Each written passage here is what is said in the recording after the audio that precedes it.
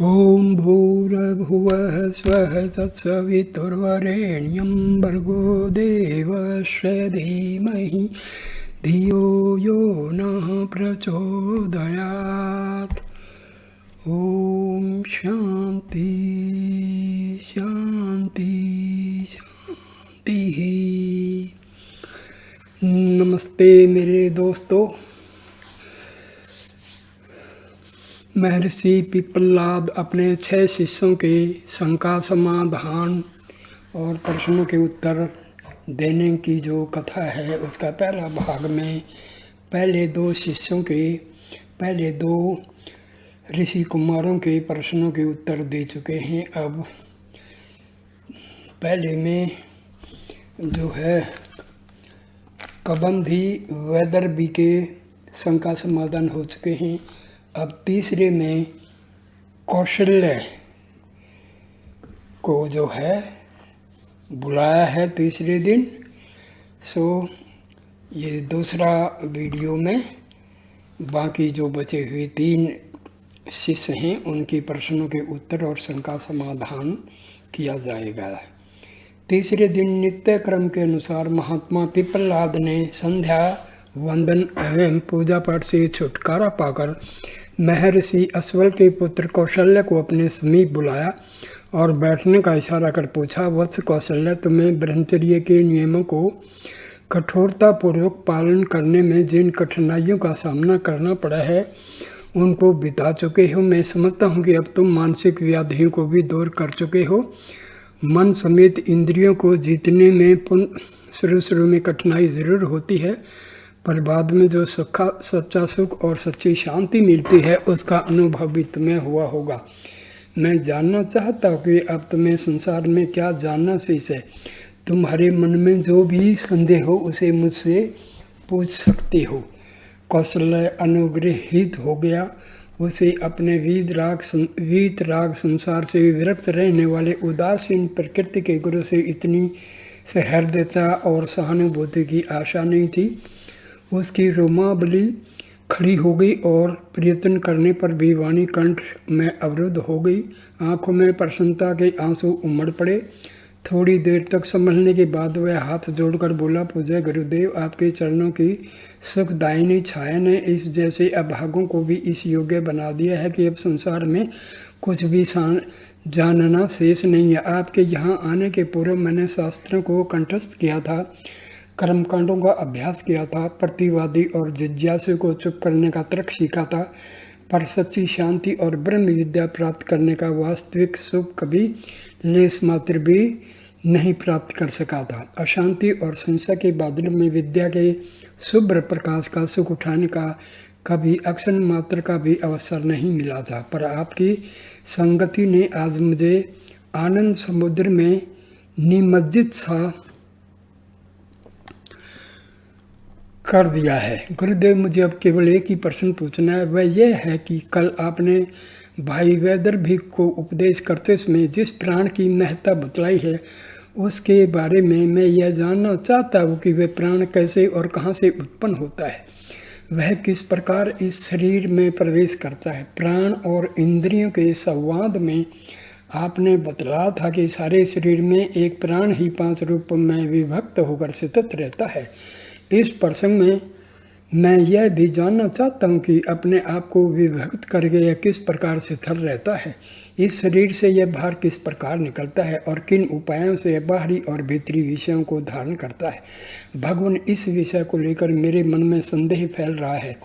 कृपा कर इसे निवारित कर मुझे अपनी सर्वज्ञता का प्रसाद दीजिए। महात्मा पिप्पलाद ने कौशल्य की बातें ध्यानपूर्वक सुनी। उसकी सरलता और निश्चलता का उन पर भी थोड़ा सा प्रभाव पड़ा।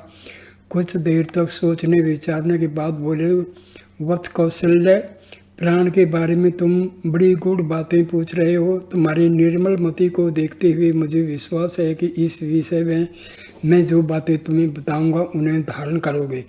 ब्रह्म विचार में निरत रहने वाले तुम्हारे जैसे नैष्ठिक ब्रह्मचारी शिष्य के लिए मेरे पास कुछ भी अधेय नहीं है। सुनो, प्राण के बारे में मैं विस्तार पूर्वक तुम्हें बतला रहा हूँ। वत्स, इस सर्वशक्तिमान सर्वव्यापी प्राण की उत्पत्ति आत्मा से होती है।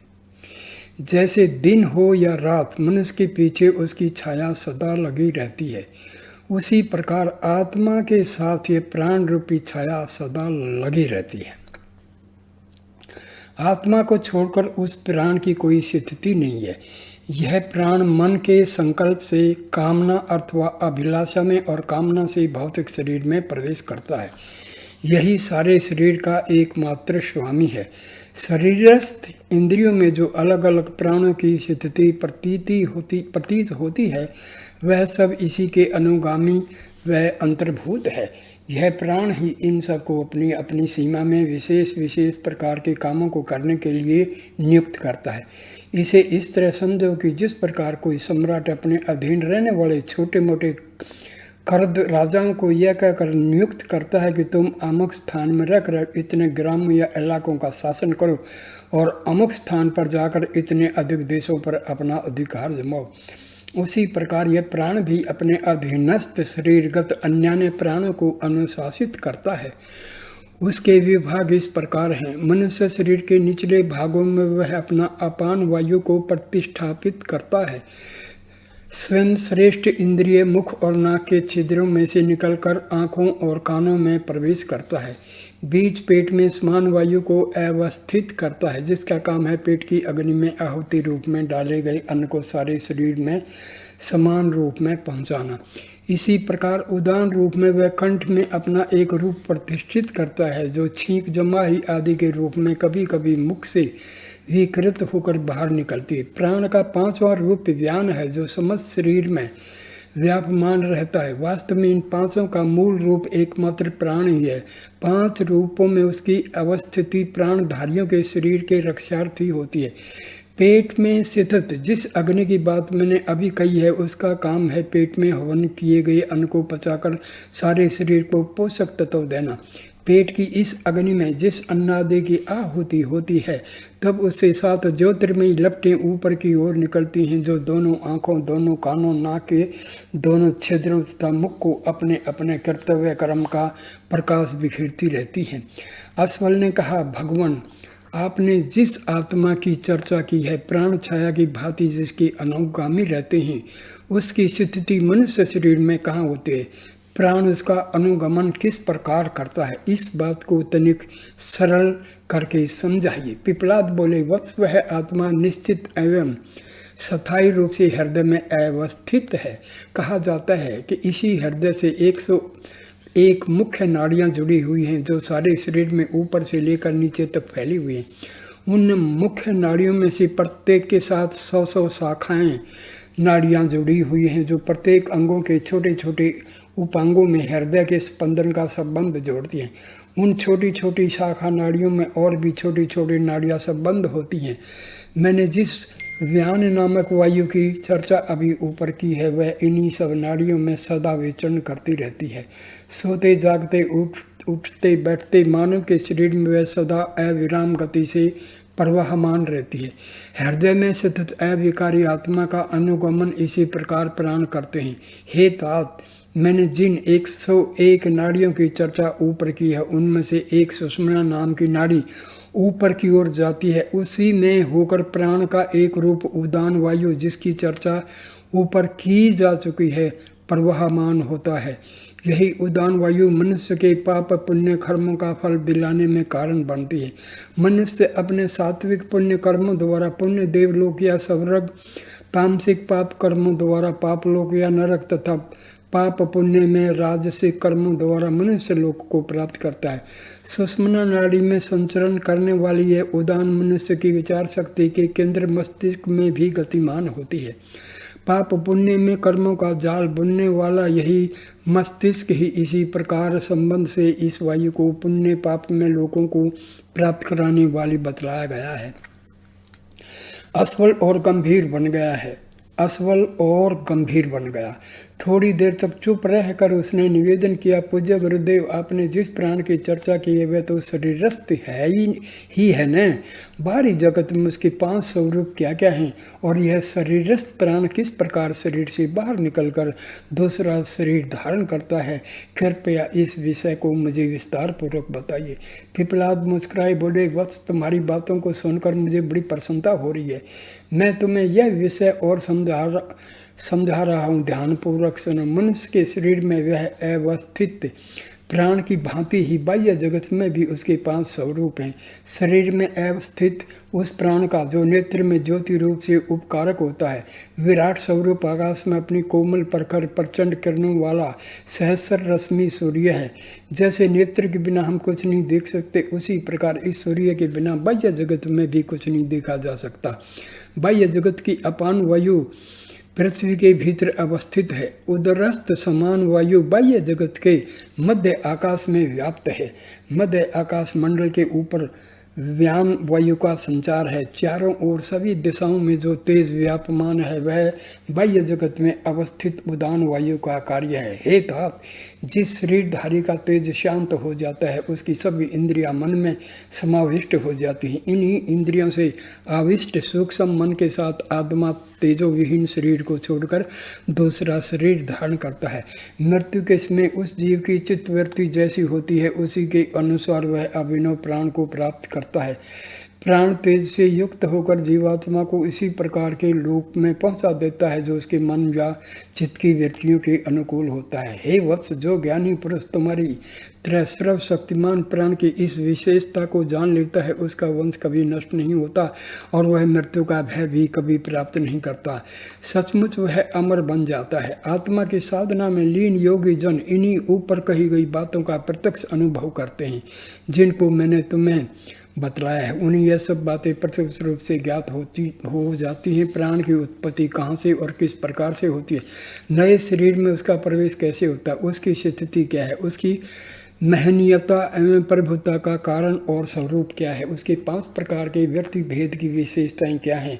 योगाभ्यास में निरत साधक जब इन आध्यात्मिक तत्वों का प्रत्यक्ष दृष्टा बन जाता है तब वह अमरत्व प्राप्त कर लेता है। कौशल्य धन हो गया, उसका मुखमंडल ब्रह्म वर्चस्व की प्रखर आभा से प्रदीप्त हो गया। अमृतोपम संतोष और शांति के सरोवर में निमज्जित की भांति उसके सभी संताप दूर हो गए। कृतज्ञता के उन्मेष में भरकर वह महात्मा पिपलाद के चरणों में लिपट गया। महात्मा ने अपने सच्चे जिज्ञासु शिष्य कौशल्य को ऊपर उठाकर छाती से लगा लिया और यह आशीर्वचन कहते हुए जाने की आज्ञा दी कि वत्स, इस संसार में तुम्हें कोई वस्तु अज्ञात नहीं है। गुरु के चरणों की पवित्र धूल लगाकर कौशल्य अपने कुटीर की ओर वापस लौटा जहाँ उसके साथी उत्सुक नेत्रों से उसका मार्ग देख रहे थे। वहाँ पहुंचकर उसने अपने साथियों को अभिवादन किया और गुरु से प्राप्त की गई प्राण विद्या के व्याख्यान को यथामति कह सुनाया। अगले दिन सवेरे प्रातःकाल की संध्या पूजा समाप्त कर महात्मा पिपलाद ने नित्य कर्म के अनुसार शिवी के पुत्र सत्यकाम को अपने समीप बुलाया। सत्यकाम की उम्र अपने साथियों में सबसे छोटी थी पर उसके शरीर का गठन और सौंदर्य निराला था। ब्रह्मचर्य की पूर्णता से उसके तेजस्वी मुखमंडल की शोभा अनुपम थी। अंग प्रत्यंगों में बिजली की भांति उत्साह और कर्मण्यता की लहर दौड़ा करती थी। वह अपने साथियों की सेवा में भी उसी तरह दत्तचित्त रहता था जिस तरह गुरु की। यही कारण था कि सब साथियों को वह परम प्रिय था। पर इन सब बातों के होते हुए भी उसकी बुद्धि कुछ मंद थी। वेद मंत्रों को कंठस्थ करने के सिवा उसे ईश्वर, प्रकृति और जीव के झमेलों में तर्क वितर्क करना बहुत अच्छा नहीं लगता था। वह ज्ञान पिपासु कम पर भगत अधिक था। ज्ञान की कट्टरता में उसकी निष्ठा उतनी नहीं थी जितनी भक्ति व सेवा में। दूसरे साथी जब आपस में बैठकर विविध वेद मंत्रों पर शास्त्रार्थ या तर्क वितर्क करते थक जाते तो वह उनके खाने पीने या विश्राम करने की चिंता में लगा रहता। पर इसका यह अर्थ भी नहीं था कि वह निराबंधु था और अपने पाठ को कंठस्थ करने में या पढ़ने लिखने में किसी प्रकार का आलस्य करता था। महात्मा पिपलाद के आदेश से चरणों की वंदना कर जब सत्यकाम उनके सम्मुख बैठा तब उन्हें ज्ञात हुआ कि सत्यकाम कितना तेजस्वी और कितना विनीत हो गया है। उस समय उसकी हृदय और मन की निश्चलता उसके प्रदीप्त गौर मुखमंडल पर एक अनूठी आभा फैला रही थी। उसकी आंखों में गुरु के प्रति असीम श्रद्धा भाव की रेखाएं नाच रही थी और मुख पर निष्कपट विनय और सहज मुस्कुराहट की छाप शोभायमान थी। वीतराग महात्मा पिप्पलाद के हृदय में भी उसकी इस विनीत मुद्रा ने आज एक अपूर्व स्नेह का स्रोत उमड़ा दिया। थोड़ी देर तक सत्यकाम की ओर देखते हुए बोले, वत्स, तुम्हारे तेज और निष्कपट सेवा व्यवहार से मुझे संदेह नहीं रहा कि तुम्हारा ब्रह्मचर्य कितना अटूट और तुम्हारी निष्ठा कितनी अनुपम है। तुम मेरे ही नहीं अपने साथियों के भी प्यारे हो। इतने दिनों तक तुमने जिस भक्ति भावना से अपने पवित्र शिष्य धर्म का पालन किया है, मैं उससे प्रभावित हूँ। तुम्हारे मानसिक संतोष और हृदयगत शांति की छाया तुम्हारे मुखमंडल पर विराज रही है। मुझे तुम्हारे कृत्य विद्या होने में अब कोई संदेह नहीं है, पर मैं फिर भी जानना चाहता हूँ कि तुम्हारे मन में कोई संदेह तो नहीं है या किसी पदार्थ की स्थिति में तुम जिज्ञासा तो नहीं रखते। सत्यकाम चुपचाप गुरु के चरणों पर अभी तक दृष्टि गड़ाए ताकता रहा। उसकी आंखें गुरु की स्नेह भरी बातों से भर आई। सौर में कंठ के भारीपने से रुकावट हो गई। निर्मल मानस में एक विचित्र सनकशोभ सा होने लगा और वह सोचने लगा कि यह सब क्या है। थोड़ी देर तक चुप रहकर वह किसी प्रकार बोला, पूज्य गुरुदेव, मेरे मन और हृदय में किसी तरह का कोई भी संदेह या जिज्ञासा नहीं है। मुझे तर्क वितर्क या वाग्जाल में कोई विशेष रुचि नहीं है।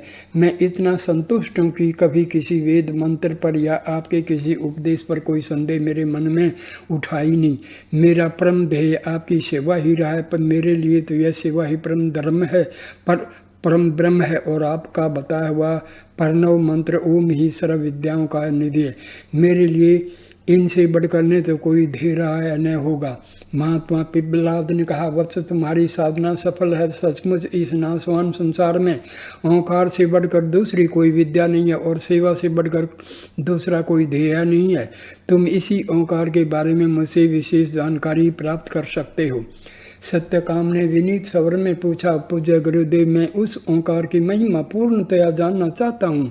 जो विद्वान व्यक्ति मृत्यु के समय तक ओंकार के ध्यान में लगा रहता है, उसके निखिल महत्व को जान लेता है, उसकी सारी गोपनीयता को भेद कर उसके अंत तक पहुँच जाता है। वह अंत में किस लोक को प्राप्त करता है, मैं केवल यही जानना चाहता हूँ। महात्मा पिप्पलाद ने कहा, वत्स सत्यकाम, तुम्हारी यह जिज्ञासा तुम्हारी भक्ति भावना के अनुकूल ही है। उस ओंकार के महत्व को मैं बतला रहा हूँ, ध्यान पूर्वक सुनो। बेटा, यह ओंकार ही निश्चय रूप से पर ब्रह्म है। इसे तुम अपर ब्रह्म भी जानो, जो अनादि और अविनाशी ब्रह्म सृष्टि के कण कण में व्याप्त रहने वाला है और इस चराचर जगत के निर्माण और विनाश में सर्वदा समान रूप से व्याप्त है, जिसे अजर अमर और परम पुरुष भी कहते हैं। उसका यह ओंकार ही एकमात्र प्रतीक है। उस परम तत्व से उत्पन्न प्राण तत्व भी वही है। इसी ओंकार के द्वारा ही उस परम पुरुष के दोनों उक्त स्वरूपों का ध्यान होता है। ध्यानी पुरुष अपने ध्यान के स्वरूप के अनुसार इन दोनों रूप में एक को प्राप्त करने की चेष्टा करता है। सत्यकाम ने कहा, भगवान ब्रह्म के जिन दोनों रूपों की चर्चा आप कर रहे हैं, उन्हें तनिक विस्तार से मुझे बतलाने की कृपा कीजिए। पिप्पलाद ने कहा, वत्स, ब्रह्म के वह दोनों रूप अनादि और अनंत अर्थात सृष्टि काल से भी आदिम और प्रलय काल से भी पीछे तक वर्तमान में रहने वाले हैं। सर्वदा एक रूप में सर्वत्र व्याप्त रहने वाले उस ब्रह्म के ये दो रूप साधकों को भावना के अनुसार होते हैं। वास्तव में उनमें कोई भेद नहीं है। जो बुद्धिमान पंडित लोग इस ओंकार की केवल एक मात्रा का ध्यान करते हैं और उसी के अनुसार ब्रह्म के केवल प्रारंभिक रूप का चिंतन करते हैं, वह ऋग्वेद के मंत्रों से प्रभावित होकर नए सिरे से इस पृथ्वी पर मनुष्य योनि में जन्म धारण करते हैं और अपने पूर्व जन्म के संचित ज्ञान की पिपासा के संस्कार से प्रेरित होकर पुनः तुम्हारी तरह तपस्या में लीन होते हैं और ब्रह्मचर्य धारण करके श्रद्धा और भक्ति के साथ ब्रह्म की अपार महिमा का सर्वत्र अनुभव करते हैं। सत्यकाम ने कहा, गुरुदेव, मैं अब ओंकार की दो मात्राओं के ध्यान करने वालों के बारे में जानना चाहता हूँ कि वे इसके फलस्वरूप किस लोक की प्राप्ति करते हैं, कृपया मुझको यह भी बतलाइए। पिप्पलाद ने कहा, वत्स, जो विद्वान भक्ति समेत ओंकार की 2 मात्राओं का ध्यान करते हैं, अर्थात उसके आदिम और मध्य रूप के महत्व को समझने में भी जी जान से जुट जाते हैं, तो वह यजुर्वेद के मंत्रों का ज्ञान प्राप्त करके चंद्रलोक में पहुँचते हैं और वहाँ देवताओं की भांति बहुत दिनों तक दिव्य सुखों की अनुभूति करके फिर मनुष्य लोक में पहुँचते हैं और यहाँ आकर अपने पूर्व जन्म के संचित ज्ञान को आगे बढ़ाने के लिए फिर साधना में निरत हो जाते हैं। उनकी साधना फिर सफल होती है। अपने पूर्ण ब्रह्मचर्य का पालन करते हुए वह श्रद्धा और भक्ति समेत ब्रह्म की महिमा का सर्वत्र अनुभव करते हैं। सत्यकाम ने विनीत स्वर में पुनः पूछा, गुरुदेव, अब मैं ओंकार की 3 मात्राओं के ध्यान करने वालों की साधना का फल जानना चाहता हूँ। वह लोग अपनी अविरत साधना से किस लोक को प्राप्त करते हैं, इसे भी मुझे कृपा कर इसी तरह स्पष्ट बतलाइए। महात्मा पिप्पलाद मुस्कुराते हुए बोले, वत्स, सत्यकाम, जो पंडित जन तीनों मात्राओं से युक्त ओंकार के पूर्ण स्वरूप का ध्यान करते हैं और उसी के द्वारा ब्रह्म के सर्वव्यापी स्वरूप का बोध करते हैं, वह परम तेजोमय सूर्य के लोक को प्राप्त करते हैं। उस सूर्य लोक में पहुंचकर वे साधक जन अपनी वासनाओं को इस तरह छोड़ देते हैं जैसे सांप अपनी पुरानी कैंचुली छोड़ देता है। हे वत्स, उस सूर्य लोक के बाद वे ध्यान परायण जन निश्चय ही अपने समस्त पापों से मुक्त होकर ब्रह्मलोक में प्रवेश करते हैं। उनकी यह ब्रह्मलोक प्राप्ति सामवेद के मंत्रों के पुनीत उच्चारण के फलस्वरूप प्राप्त होती है। उस परम शांतिदायी ब्रह्मलोक में पहुंचकर वे साधक जन समस्त चराचर जगत के जीव निकायों में व्याप्त परम पुरुष को सर्वत्र देखते हुए उन्हें फिर जन्म मरण और जरा व्याधि के दुखों का कभी अनुभव नहीं होता। सत्यकाम की उत्सुकता और बढ़ी। उसने विनीत स्वर में फिर निवेदन किया, भगवान, मैं ओंकार की 3 मात्राओं की महिमा और भी सुनना चाहता हूँ। मैं यह भी जानना चाहता हूँ कि जो लोग केवल इनकी मात्राओं या अक्षरों के उच्चारण तक में ही अपनी साधना का अंतिम रूप मान लेते हैं, उन्हें कौन कौन सा फल मिलता है।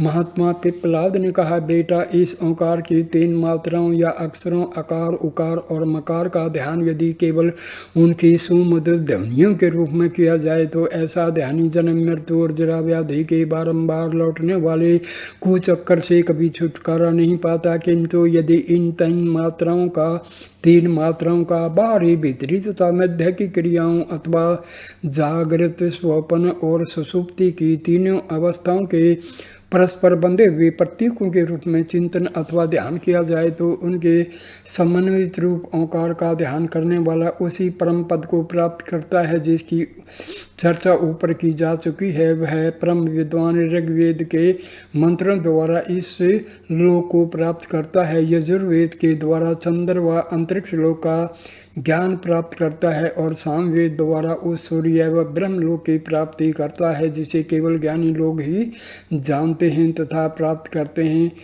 इस त्रिमात्रा समन्वित ओंकार की साधना में श्रद्धा एवं भक्ति समेत सर्वदा निरत रहने वाला साधक शांत, अजर, अमर, निर्भय एवं निरापद परम तत्व से परिचित होता है और अमरत्व की प्राप्ति करता है। बेटा, इस संसार में ओंकार से बढ़कर कोई दूसरा ज्ञान नहीं है, कोई दूसरी विद्या नहीं है। तुम उसे प्राप्त करने की साधना में जुट जाओ, सचमुच तुम्हें वह शांति, व संतोष, व अक्षय सुख मिलेगा जो ज्ञान मार्ग के अन्य साधनों द्वारा कभी सुलभ नहीं है। महात्मा पिप्पलाद के इस उपदेशामृत को पान कर सत्यकाम की ज्ञान पिपासा सर्वदा के लिए शांत हो गई। वह अपने आसन से उठकर गुरु के चरणों में लिपट गया। उसकी आंखों में कृतज्ञता के आंसू उमड़ पड़े। पूर्ण ओंकार की साधना में लीन होने के लिए उसने आज जो उपदेश प्राप्त किया वह सचमुच मानव जीवन में दुर्लभ था। गुरु ने अपने परम प्रिय शिष्य को दोनों हाथों से उठाकर प्रेम पूर्वक गले लगा लिया और पीठ पर हाथ फेरते हुए कहा, वत्स, संसार में तुम्हें कभी शोक नहीं प्राप्त होगा। सत्य काम पूर्ण काम बनकर जो प्रफुल्लित नेत्रों से अपनी कुटी की ओर लौटा तो उसने देखा कि उसके प्रिय साथी उसकी अगवानी के लिए आगे बढ़े आ रहे। उन सबका विधिवत अभिवादन कर उस नौकार की उस अपार महिमा का भक्ति समेत गान किया, जो गुरु की असीम कृपा से उसे इतने दिनों की साधना के फलस्वरूप प्राप्त हुई थी। 5वें दिन प्रातःकाल की संध्या और पूजा से छुट्टी पाकर महात्मा पिप्पलाद ने सूर्य के पुत्र गार्ग्य को अपने समीप बुलाया और सामने बैठने का आदेश करते हुए कहा, वत्स गार्ग्य, तुम्हारा ब्रह्मचर्य पूर्ण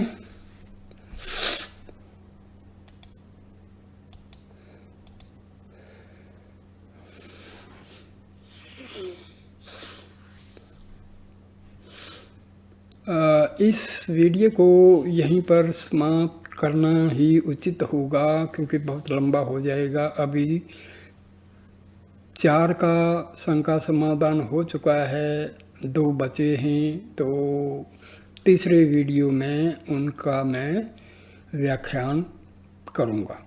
सो दोस्तों नमस्कार, कृपा करके इस वीडियो को लाइक कीजिए, कमेंट कीजिए तथा शेयर कीजिए और मेरे चैनल को सब्सक्राइब कीजिए। नमस्कार माय डियर फ्रेंड।